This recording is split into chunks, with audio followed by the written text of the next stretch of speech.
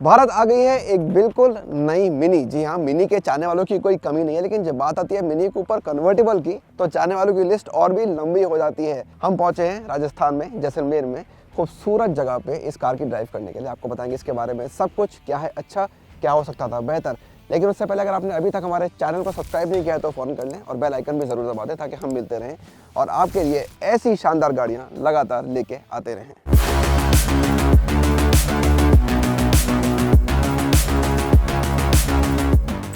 चार खूबसूरत रंगों में ये कार भारत आई है, उनमें से एक आपके सामने खड़ा है। इसका नाम है सनी साइड येलो। काफ़ी मैच कर रहा है यहाँ की सराउंडिंग से और वाकई में दिखने में काफ़ी बढ़िया लगता है। और चारों के चारों कलर एक्चुअली काफ़ी शानदार हैं। रेड है या ब्रिटिश रेसिंग ग्रीन है, एक से एक बढ़िया कलर्स कंपनी ने इस कार के साथ लॉन्च किए हैं। उसके बाद डिज़ाइन की बात करते हैं और काफ़ी सिग्नेचर ट्रेट्स हैं जो आपने मिनी कूपर की कार्स में पहले भी देखे हैं। तो ऑफकोर्स बीच में लोगो मिल जाता है और ये एस का जो बैच है बहुत इंपॉर्टेंट है। ये आपको बताता है कि ये कार जितनी दिखने में अच्छी है उतनी ही चलने में भी अच्छी है। उसकी बात कुछ देर में करेंगे। ऑफकोर्स मिनी की सिग्नेचर ओवल शेप्ड आपको हेडलैम्प्स मिल जाती हैं डीआरएल्स के साथ, और ये भी इसका जो ब्लैक सराउंड है कार के बॉडी कलर के साथ काफ़ी अच्छी तरह से मैच करता है। अच्छी बात क्या है, इसमें आपको मिलते हैं काफ़ी बड़े 18 इंच के अलॉय व्हील्स, तो एक बढ़िया थोड़ी सी स्टिफ राइड क्वालिटी में आपकी हेल्प करते हैं। और लुक भी मुझे काफ़ी अच्छा लगा। इसको डुअल टोन नाम दिया है कंपनी ने, लेकिन ये अकेला ऑप्शन नहीं है, आप इसके अलावा दूसरे ऑप्शन भी चुन सकते हैं। तो आपको डिफरेंट लुक चाहिए अलॉयज में, वो भी आपको मिल जाएगा। 4 मीटर से कुछ कम लेंथ है इस कार की। शायद सबसे महंगी सब 4 मीटर कार होगी भारत की मिनी कूपर कन्वर्टेबल। लेकिन बढ़िया बात क्या है कि व्हील बेस भी तकरीबन 2.5 मीटर्स है ऑलमोस्ट। तो शायद आपको सेकेंड रो पे शायद थोड़ा सा स्पेस मिल जाए, कुछ देर में उसकी बात भी करेंगे। लेकिन कुल मिला के सिलुएट काफ़ी बढ़िया लगता है।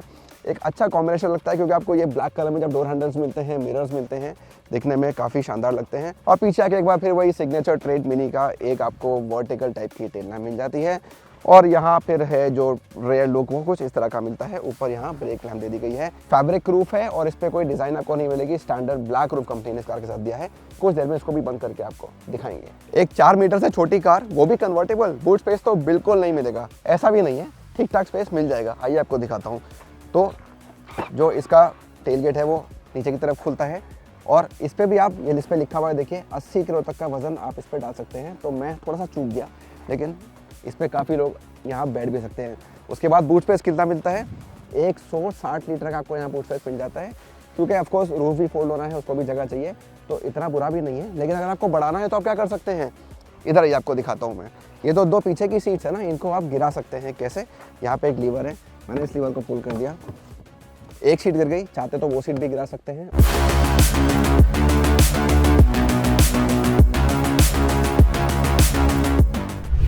तो कैसा है कैबिन बिल्कुल नई मिनी कूपर कन्वर्टेबल में, आइए जानते हैं। और सबसे पहली चीज़ जो आप बिल्कुल इग्नोर नहीं कर सकते हैं वो है इसकी OLED स्क्रीन। ये बहुत ही सिग्नेचर ट्रेट है। मिनी की सभी कार्स में आपको ये राउंड स्क्रीन दिखती है और यहाँ पे बिल्कुल ऐसा ही है और काफ़ी बड़ी साइज़ की है। ऑलमोस्ट 14 इंचेस इसका साइज़ है। तो जो कार का कैबिन है उस हिसाब से काफ़ी बड़ी भी लगती है, वो चीज़ आपको पसंद आएगी। वायरलेस एंड्रॉइड ऑटो एप्पल का प्ले दिया गया है और उस पर एक स्पेशल कोटिंग भी दी गई है ताकि आपको मिल सके एक क्लियर व्यू, चाहे जितनी ब्राइट सनलाइट हो, जो कि अभी है यहाँ पे जैसलमेर में, और हमें इसको पढ़ने में कोई प्रॉब्लम नहीं हो रही है।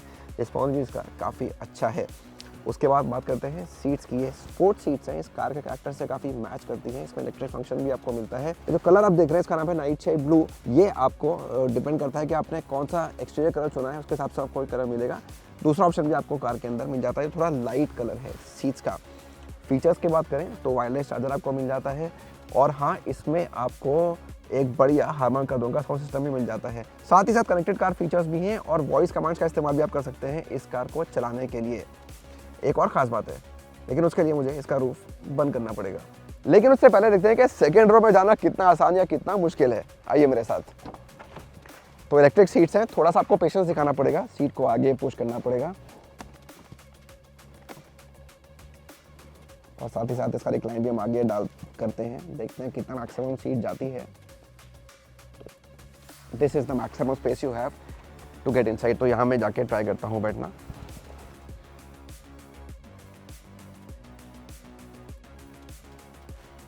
तो हालांकि सीट तो काफ़ी बढ़िया है जहाँ मैं बैठा हूँ, लेकिन ऑफ कोर्स इस तरह की कार में लेग स्पेस आप बहुत ज़्यादा एक्सपेक्ट नहीं कर सकते हैं, वही आपको यहाँ मिलता है। लेकिन अच्छी बात क्या है, यहाँ पे आपके पर्सनल स्पीकर्स हैं, 2 कप होल्डर्स भी हैं सीट के बीच में जो इंटीग्रेटेड है सीट के अंदर, एक यूनिक चीज़ है। और हाँ, जो मेरे पास हेडरेस्ट है ये भी एडजस्टेबल हैं, तो ये भी मेरे कम्फर्ट में थोड़ा इजाफा कर देते हैं।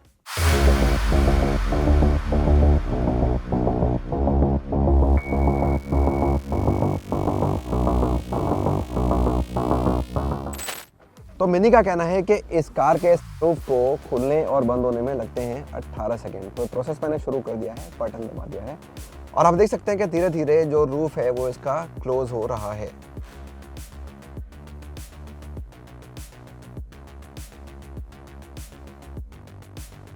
और ये है वो खास बात जिसकी मैं पहले आपसे जिक्र कर रहा था। देखिए कन्वर्टिबल में सनरूफ का आपने कभी जिक्र नहीं सुना होगा, लेकिन यहाँ देखिए क्या होता है कि अगर आप इस बटन को खोलते हैं तो पहले ये सनरूफ आपका बस इतना खुलता है और यहाँ आके रुक जाता है।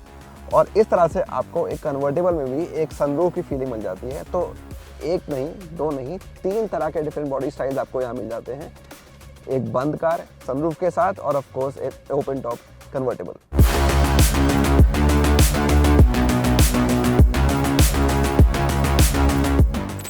अब चलते हैं नई कूपर कन्वर्टिबल की ड्राइव पे, लेकिन उससे पहले इसके एग्जॉस्ट के साउंड का थोड़ा सा मजा लीजिए।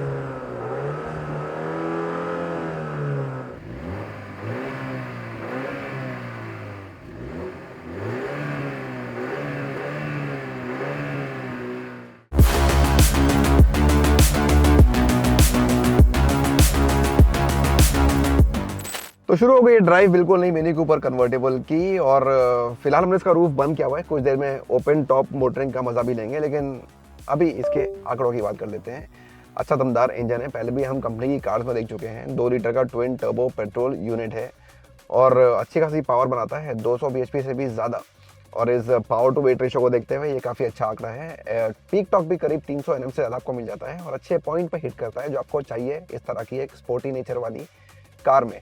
और इन आंकड़ों की वजह से ये कार 0 से 100 km/h की स्पीड 7 सेकंड से भी कम में पूरी कर लेती है और उसमें वाकई में काफ़ी मज़ा आता है। तो मैंने एक्सीलेटर दबा के जब उस चीज़ का एहसास किया तो एक्चुअली एक बढ़िया मज़ा आया। विजिबिलिटी भी काफ़ी अच्छी लगी मुझे इस कार की, स्पेशली जब इसका रूफ क्लोज होता है। तो आगे तो है ही बढ़िया क्योंकि पिलर्स बहुत पतले हैं और बहुत ज़्यादा एंगुलर नहीं है। तो फ्रंट विजिबिलिटी और बैक विजिबिलिटी भी, क्योंकि अब रूफ यहाँ पे क्लोज है तो पीछे रूफ जो जाके स्टोर होता है वो जगह खाली हो जाती है और इसलिए मुझे पीछे का व्यू भी काफ़ी अच्छा मिलता है ऑन द ड्राइवर सीट। इस कार में कंपनी की कोशिश है आपको एक नहीं बल्कि बहुत सारे एक्सपीरियंसेस देने की। तो यहाँ पे एक बटन है, इससे आप बटन मोड को चेंज कर सकते हैं। एक कोर मोड है, एक ग्रीन मोड है अगर आपको थोड़ी बेटर एफिशिएंसी चाहिए, और एक गो कार्ट मोड भी है जो वाकई में काफ़ी मज़ेदार है। और जो मुनीक का जो पूरा गो कार्ट फील होता है वो आपको यहाँ ला के देता है। तो एजिलिटी बहुत बढ़िया होती है और जो स्टीयरिंग का रिस्पॉन्स है वो भी शानदार होता है। तो इतना क्विक फीडबैक होता है स्टीयरिंग का कि आप फटाफट लेन चेंज करते हैं और आपको पता भी नहीं चलता है, इतना सही फीडबैक ये स्टीयरिंग आपको दे देती है। तो अगर एक चीज़ मुझसे आप पूछें कि सबसे बेहतरीन चीज़ क्या है इस कार में, वो है इसकी हैंडलिंग, क्योंकि उसमें वाकई में मज़ा आता है। तो आप स्ट्रेट रोड पे चल रहे हैं तो गाड़ी बढ़िया पकड़ के चलती है, चाहे स्पीड कितनी भी ज़्यादा हो। और अगर आप फास्ट कर्व्स पे हैं, तेज़ी से मोड़ रहे हैं गाड़ी को लेके, वहाँ भी आपका कॉन्फिडेंस पूरी तरह बना रहता है। तो जो ड्राइविंग का मज़ा है ना, वो किसी भी एंगल से आपको ये कार बहुत अच्छे से देती है। जो एक चीज़ मुझे कमी लगी वो ये लगी कि यहाँ पे मेरे पास कोई पैडल शिफ्ट नहीं है, तो पूरा ऑटोमेटिक मोड में ही गाड़ी चलती है। मैं चाहूँ कि थोड़ा कंट्रोल अपने हाथ में ले लूँ, वो मुझे यहाँ पे मिनी कूपर कन्वर्टेबल में नहीं मिलता है। अब रूफ ओपन करते हैं और इस काम के लिए मुझे अपनी स्पीड को ना थोड़ा कम करना पड़ेगा, क्योंकि ये जो फीचर है ना रूफ ओपन और क्लोज का चलती गाड़ी में, वो सिर्फ 30 km/h के नीचे ही काम करता है। तो अभी मैं अराउंड 50 की स्पीड पे चल रहा था और अब मैंने हल्की की स्पीड कम करनी शुरू करी है और 30 के नीचे आते ही फिर मैं इस काम को कर सकता हूँ। 26-27 और स्पीड हो गई है और यहाँ चलती गाड़ी में ही मेरा जो रूफ है वो ओपन या क्लोज हो जाएगा। और ये एक अच्छी बात होती है कन्वर्टेबल्स की। अभी देखिए मैं 30 के ऊपर गया, फिर रुक गया और अब फिर ये चलना शुरू हो गया है और 18 सेकंड का समय इसमें लगता है। तो बहुत ज़्यादा नहीं है लेकिन फास्टेस्ट भी नहीं है। हमने इससे भी फास्ट कन्वर्टेबल्स देखी हैं जो रूफ को स्पीड से गिरा देती हैं। और ये है असली मज़ा ओपन टॉप मोटरिंग का, खासतौर से अगर जगह खूबसूरत हो और मौसम बहुत अच्छा हो। दोनों चीज़ें आज मेरे पास हैं, अच्छी गाड़ी तो है ही।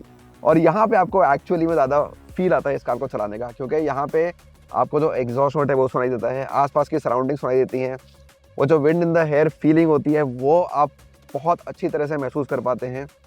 और ये कहते हुए भी, इसके बावजूद भी जो इंसुलेशन लेवल्स हैं वो काबिल तारीफ़ हैं, क्योंकि आपको जिस तरह से डिज़ाइन किया गया है विंडशील्ड को, आपको बहुत ज़्यादा शोर बाहर का अब भी यहाँ मुझे डिस्टर्ब नहीं कर रहा है। वो एक शानदार बात है इस कार की। हैंडलिंग में कुछ खास फर्क नहीं लगता है क्लोज टॉप और ओपन टॉप में। यहाँ भी आपको काफ़ी कॉन्फिडेंट हैंडलिंग मिलती है और राइड क्वालिटी तो स्टिफ है ही। इस कार की सस्पेंशन इस तरह से डिज़ाइन किया गया है कि आपको एक थोड़ी सख्त सवारी मिले जो आपके ड्राइविंग एक्सपीरियंस को और एनहांस कर सके। तो जो बड़े अलॉय व्हील्स हैं, थोड़े से लो प्रोफाइल टायर्स हैं, बहुत ज़्यादा नहीं लेकिन वो भी कंट्रीब्यूट करते हैं आपको एक स्पोर्टी राइड देने में इस कार के अंदर। और फिर आपको मिलता है heads up display. Heads up display से क्या होता है कि आपकी नज़रें सड़क पे बनी रहती हैं। एक कन्वेंशनल क्लस्टर इस कार में आपको नहीं मिलेगा। तो स्टीयरिंग व्हील के पीछे क्या है, हेड्स अप डिस्प्ले है और वो आपको काफ़ी जानकारी दे देता है। हालांकि फुल क्लस्टर जितनी इन्फॉर्मेशन आपको नहीं मिलती है लेकिन क्लस्टर की बहुत सारी इन्फॉर्मेशन आपको यहाँ इस यूनिट पे मिल जाती है। तो सेंट्रल टच स्क्रीन पे आपको जैसे स्पीड की इन्फॉर्मेशन मिल रही है या फ्यूल की इन्फॉर्मेशन मिल रही है, तो कुछ इन्फो मेन स्क्रीन पे ट्रांसफर हो गई है और कुछ इन्फो हेड अप डिस्प्ले पे चली गई है। इसके अलावा आपको सेफ्टी के लिए और क्या मिलता है, बहुत सारे एयरबैग्स मिलते हैं, रोबस्ट बिल्ड क्वालिटी है, मिनी उसके लिए जानी जाती है।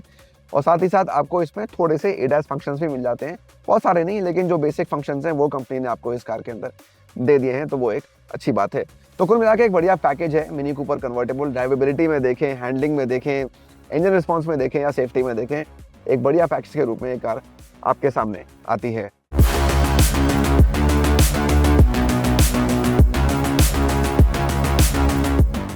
तो ये थी बिल्कुल नई मिनी कूपर कन्वर्टेबल और इस कार की अब आप इंडिया में बुकिंग भी कर सकते हैं। और याद रखिए इतनी कम कीमत पे आपको हिंदुस्तान में कोई और कन्वर्टेबल कार नहीं मिलेगी, पेट्रोल हो या इलेक्ट्रिक हो।